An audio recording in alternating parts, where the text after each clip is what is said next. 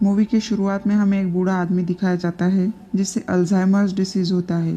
उसका बेटा एक साइंटिस्ट था जो अपने पिता के लिए बहुत परेशान रहता था। वो अपने फादर के लिए एक ऐसी मेडिसिन बनाना चाहता था जिससे वो ठीक हो जाए और उन्हें सब याद रहे।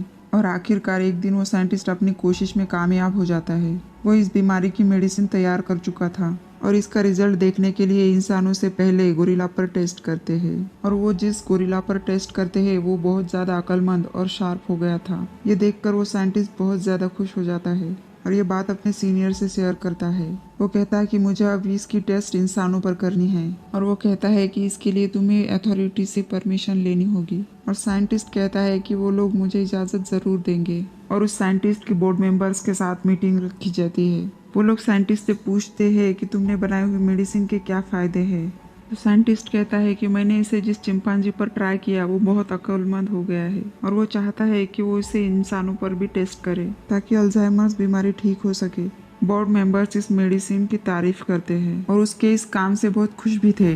अब हम देखते हैं कि जिस जगह उन्होंने वो चिंपांजी रखा हुआ होता है वहाँ पर एक आदमी चला जाता है। चिंपांजी उसे देखकर गुस्से में आ जाता है और अजीब रिएक्ट करने लगता है। वो उस आदमी पर अटैक कर देता है और हर जगह तोड़फोड़ कर देता है और तोड़फोड़ करते हुए वो वहाँ पर पहुँच जाता है जहाँ पर साइंटिस्ट का इंटरव्यू चल रहा था। और यहाँ पर साइंटिस्ट का गलत इंप्रेशन पड़ जाता है क्योंकि चिंपांजी इतना गुस्से में था कि वो उन लोगों से कंट्रोल ही नहीं हो रहा था। तभी वहाँ पर एक आदमी आ जाता है और वो उसे शूट कर देता है। ये देखकर वो बोर्ड मेंबर्स काफ़ी डर चुके थे और कहते हैं कि हम तुम्हारे इस इन्वेंशन पर बिल्कुल भरोसा नहीं कर सकते। साइंटिस्ट बहुत उदास हो जाता है और बोर्ड मेंबर्स कहते हैं कि नहीं, तुम्हारी मेडिसिन में ज़रूर ऐसी कोई चीज़ होगी जिससे ये चिंपांजी गुस्से से पागल हो गया। और जिन दूसरों चिंपांजी पर तुम्हारा मेडिसिन टेस्ट किया गया उन्हें भी मारना ज़रूरी है। और साइंटिस्ट काफ़ी दुखी होकर बाहर आ जाता है और तभी वहाँ पर वो आदमी आ जाता है जो चिंपांजीज का केयर टेकर था और उनका ख्याल रखता था। और वो कहता है कि मैं तुम्हें समझ सकता हूँ और मुझे तुम्हारी बनाई हुई मेडिसिन पर यकीन भी है। वो चिंपांजी तुम्हारी मेडिसिन के असर से पागल नहीं हुई। कुछ देर पहले उसका बेबी हुआ था और जब हम उसके रूम में गए तो उसे लगा कि हम उसके बेबी को कोई नुकसान पहुँचाएंगे, जिसकी वजह से उसे गुस्सा आ गया। साइंटिस्ट समझ जाता है कि वाकई इसमें उसकी मेडिसिन का कोई कसूर नहीं था। वर्कर साइंटिस्ट से कहता है कि मैंने इनके ऑर्डर के मुताबिक बाकी चिंपांजीज को तो मार दिया, लेकिन वो बेबी चिंपांजी अभी भी जिंदा है। तुम चाहो तो इसे ले जा सकते हो क्योंकि ये अपनी माँ की तरह ही बहुत इंटेलिजेंट होगा। क्योंकि मेडिसिन दी तब ये उसकी पेट में था।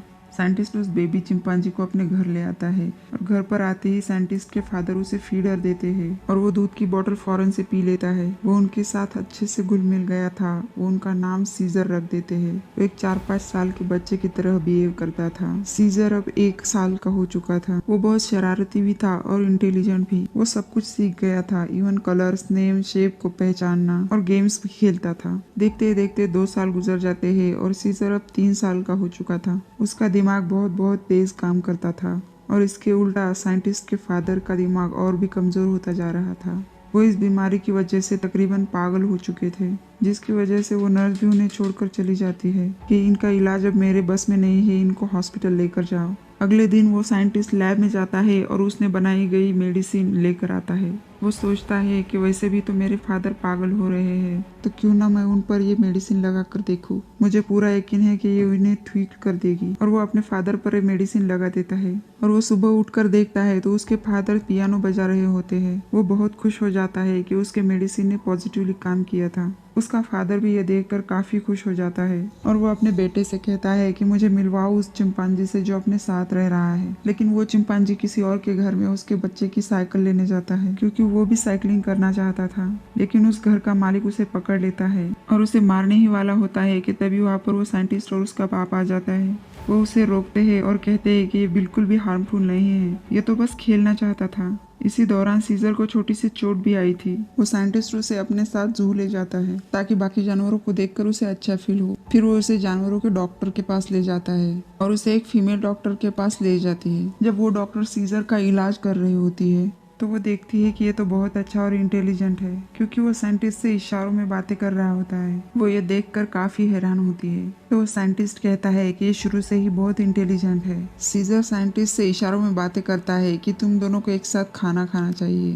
तो डॉक्टर पूछती है कि ये क्या कह रहा है, तो साइंटिस्ट उसे सब कुछ बता देता है। अब वो डॉक्टर उनके घर भी आने लगती है तो नोटिस करती है कि सीजर हमेशा खिड़की से बाहर झांकता रहता है, यानी कि उसका बाहर की दुनिया देखने का मन करता है। और वो साइंटिस्ट से कहती है कि हमें इसे घुमाने ले जाना चाहिए। और वो लोग सीजर को घर के पास वाले एक पार्क में ले जाते हैं जहाँ पर कोई नहीं होता था। सीजर वहाँ जाकर बहुत खुश हो जाता है और वो वहाँ पर मजे से खेलने लगता है और वो लोग उसे हमेशा वहाँ पर लेकर आने लगे। वक्त गुजरता गया और अब सीजर पूरे 5 साल का हो चुका था। वो फीमेल डॉक्टर और वो साइंटिस्ट भी रिलेशनशिप में आ चुके थे। सीजर अब काफी समझदार हो चुका था, तो वो साइंटिस्ट से पूछता है ये क्या मैं आपका पालतू जानवर हूँ? ये सब वो इशारे से पूछता है। तब साइंटिस्ट उसे कहता है कि नहीं, तुम मेरे प्यारे बच्चे हो। पर सीजर कहता है कि नहीं, तुम मुझे बताओ कि मैं कहाँ से आया। और साइंटिस्ट कहता है कि चलो मैं तुम्हें दिखाता हूँ। और वो सीजर को उस जगह ले जाता है जहाँ पर उसकी माँ थी और वो सीजर को सब कुछ बता देता है। और वो उसे बताता है कि तुम भी इसीलिए इंटेलिजेंट हो क्योंकि तुम्हारे ऊपर उस मेडिसिन का असर है। जब वो घर आते हैं तो साइंटिस्ट देखता है कि उसके फादर की तबीयत पहले जैसी हो रही है, यानी उस मेडिसिन का असर खत्म होता जा रहा था। एक दिन साइंटिस्ट का फादर गाड़ी में बैठकर उसे चलाने की कोशिश करता है, लेकिन वो भूल चुके होते हैं कि वो गाड़ी कैसे चलानी है। तभी गाड़ी एकदम से मूव करने लगती है, जिससे आगे खड़ी गाड़ी को नुकसान हो जाता है और एक आदमी साइंटिस्ट के फादर पर भड़क जाता है। सीजर ये सब कुछ देखता है और उससे रहा नहीं जाता और उस आदमी पर अटैक कर देता है। और ये वही आदमी था जिसने बचपन में सीजर को भी मारा था। सीजर उसकी उंगली काट देता है। जब कोर्ट को ये बात पता चलती है तो वो डिसीजन लेती है कि ये चिंपांजी अब घर पर नहीं रहेगा और वो वही रहेगा जहाँ पर सारे चिंपांजी रहते हैं। साइंटिस्ट कानून के हाथों मजबूर होता है और वो उसे वहाँ पर छोड़ने जाता है, लेकिन सीजर उसे इशारों में कहता है कि मुझे छोड़कर मत जाओ, मैं यहाँ अकेला नहीं रह सकता। लेकिन साइंटिस्ट उसे कहता है कि अब तुम्हें यहीं पर रहना होगा। साइंटिस्ट काफी उदास हो जाता है और दिल पर पत्थर रखकर सीजर को वहाँ पर छोड़ देता है। सीजर काफी उदास हो जाता है। साइंटिस्ट इस बात से भी बहुत ज़्यादा परेशान हो जाता है कि उसके फादर पहले जैसे हो रहे थे और वो कहता है कि मैं अब और अच्छी मेडिसिन बनाऊंगा जिससे मेरे फादर हमेशा के लिए ठीक हो सके। और ये बात वो अपने हेड से शेयर करता है कि मैंने ये मेडिसिन अपने फादर पर टेस्ट की थी और इसके बहुत पॉजिटिव इफेक्ट्स रहे। वो कुछ टाइम के लिए ठीक तो हुए थे, लेकिन ये मेडिसिन इतनी ज़्यादा स्ट्रांग नहीं थी कि वो उन्हें हमेशा के लिए ठीक कर सके। लेकिन अब मैंने उससे भी ज़्यादा स्ट्रांग मेडिसिन बनाई है। तो उसका हेड बोलता है कि मैंने तुम्हें पहले इंसानों पर टेस्ट करने की इजाज़त क्यों नहीं दी? तो साइंटिस्ट कहते हैं कि क्या अब मुझे इजाज़त है? तो बॉस कहता है कि हाँ, तुम इसे कंटिन्यू करो और अगर ये काम कर गई तो हमारी कंपनी को करोड़ों रुपए का फायदा हो सकता है। दूसरी तरफ हमें सीजर दिखाया जाता है जो कि बहुत उदास था। उसे वैसे ही ट्रीट किया जा रहा था जैसे कि दूसरे चिंपांजी को। उसे जिस जगह कैद किया गया था उस दीवार पर वो एक ड्राइंग बनाता है। वो उस खिड़की का नक्शा बनाता है जिससे वो घर से बाहर देखता रहता था। ये सीन बहुत ही ज्यादा सैड लगता है क्योंकि वो अपने घर को बहुत ज्यादा मिस कर रहा था।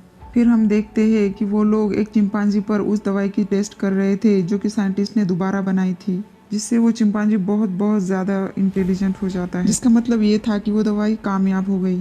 फिर वो साइंटिस्ट दोबारा से सीजर से मिलने जाता है और सीजर उसे बताता है कि ये लोग मेरे साथ अच्छा सलूक नहीं कर रहे हैं, मुझे घर जाना है। और साइंटिस्ट कहता है कि तुम्हें यहीं पर रहना होगा जब तक कोर्ट मुझे इजाज़त नहीं देती। और वहाँ के वर्कर से कहता है कि तुम्हें इसका ख्याल रखना होगा और नहीं तो मैं तुम्हें अपनी जॉब से निकाल दूंगा। और उससे फिर से सीजर को वहीं पर छोड़कर आना पड़ता है और इस बार सीजर बहुत ज़्यादा उदास हो जाता है। सीजर से मिलकर साइंटिस्ट जब अपने घर जाता है तो वो देखता है कि उसके फादर की हालत बहुत ज़्यादा खराब हो जाती है। तो वो उनसे कहता है कि चलिए मैं आपको नई मेडिसिन लगा दूंगा जिससे आप बिल्कुल ठीक हो जाएंगे। और उसके डैड कहते हैं कि नहीं, अब बहुत देर हो चुकी है। और कुछ ही देर में साइंटिस्ट के फादर की डेथ हो जाती है, जिससे साइंटिस्ट बहुत दुखी हो जाता है और वो वहाँ से सीजर के पास जाता है और वहाँ के वर्कर को बहुत सारे पैसे दे देता है और कहता है कि सीजर को मेरे हवाले कर दो। और वहाँ का इंचार्ज मान जाता है और उसे सीजर को ले जाने की परमिशन दे देता है। और जब वो सीजर के पास जाता है तो सीजर के आंखों में आंसू आ जाते हैं और वो कहता है कि अब मैं आपके पास नहीं जाऊंगा। और ये कहकर वो दरवाजा बंद कर लेता है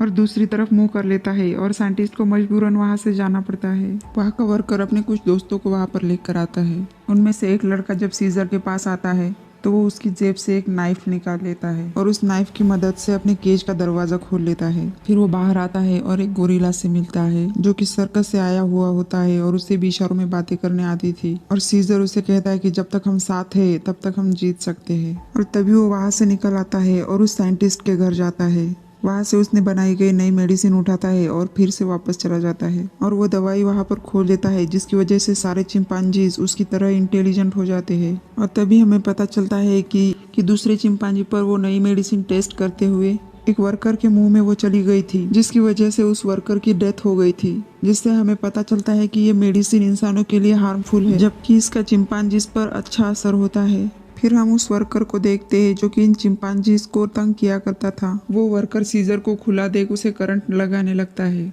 और सीजर उसका हाथ पकड़कर उसे रोकता है। वो वर्कर कहता है कि जानवर अपने गंदे हाथ मुझसे दूर करो, और सीजर यहाँ पर पहली बार बोलता है कि नो। वो वर्कर ये सुनकर काफी हैरान हो जाता है और सीजर उसे पंच करके नीचे गिरा देता है और बाकी चिंपांजीज के पास जाता है ताकि उन्हें आजाद करके यहाँ से निकाल सके। अब वो वर्कर होश में आ चुका था और उन्हें करंट लगाने के लिए दोबारा से आगे बढ़ता है। तभी उसकी तरफ सीजर पानी फेंक देता है और उसी को करंट लग जाता है और वो मर जाता है। और फिर सीजर बाकी सारे चिंपांजीज को लेकर वहाँ से भाग जाता है। अब ये सब मिलकर जू जाते हैं और वहाँ के सारे चिंपांजीज को भी रिहा कर देते हैं और वहाँ से वो सब उस लैब में जाते हैं जहाँ वो साइंटिस्ट काम किया करता था, और ये सब वहाँ के भी चिंपांजीज को निकाल लेते हैं और सब एकजुट हो चुके थे। अब ये सब इंसानों के खिलाफ खड़े होते हैं क्योंकि वो उन्हें कैद करके रखते हैं और उन पर जुल्म करते हैं। अब वो साइंटिस्ट वहाँ पर कॉल करता है जहाँ पर वो सीजर को छोड़कर आया था, लेकिन वहाँ पर कोई भी उसकी कॉल नहीं उठाता। फिर वो वहाँ पर जाता है तो देखता है कि वहाँ पर कोई भी नहीं है और एक जख्मी वर्कर से पूछता है कि वो कहाँ गया, और वर्कर उसे बताता है कि वो चला गया सबको लेकर और आज वो बोला है।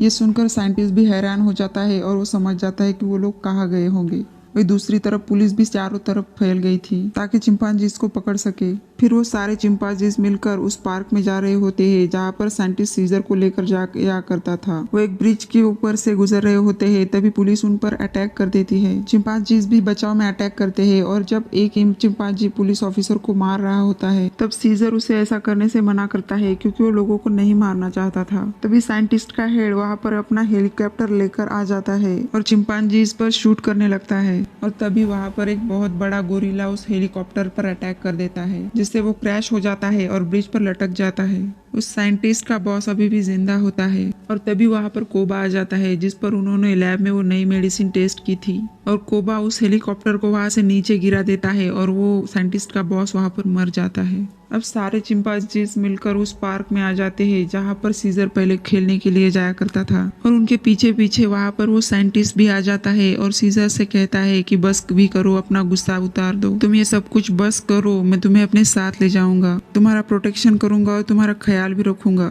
वरना पुलिस तुम सबको मार देगी। और फिर सीजर उसके कान में कहता है कि अब ये मेरा घर है और मैं यहीं पर रहूंगा, और वो साइंटिस्ट भी समझ जाता है कि चिंपांजीज घर की बजाय इस जंगल में ज्यादा सुरक्षित रहेंगे, और वो वहाँ से चला जाता है। वो सब लोग जंगल में हंसी खुशी रहने लगते हैं और सीजर उन सब का लीडर बन जाता है और उनका ख्याल रखता है। फिर हम उस साइंटिस्ट के नेबर को देखते हैं जिसके नाक से खून बहने लगता है। उस साइंटिस्ट के एक वर्कर ने एक्सपेरिमेंट के दौरान वो मेडिसिन इनहेल कर ली थी, और ये सब कुछ बताने के लिए वो साइंटिस्ट के घर आया था, लेकिन साइंटिस्ट घर पर नहीं था, इसलिए वो उसके नेबर के पास चला गया था। इसके दौरान उस पर चीख देता है और वो भी उस मेडिसिन से इन्फेक्ट हो जाता है, और उसकी वजह से बाकी लोगों को भी ये इन्फेक्शन फैल रहा है और पूरी दुनिया में तबाही फैल जाएगी, और यहीं पर फिल्म खत्म हो जाती है।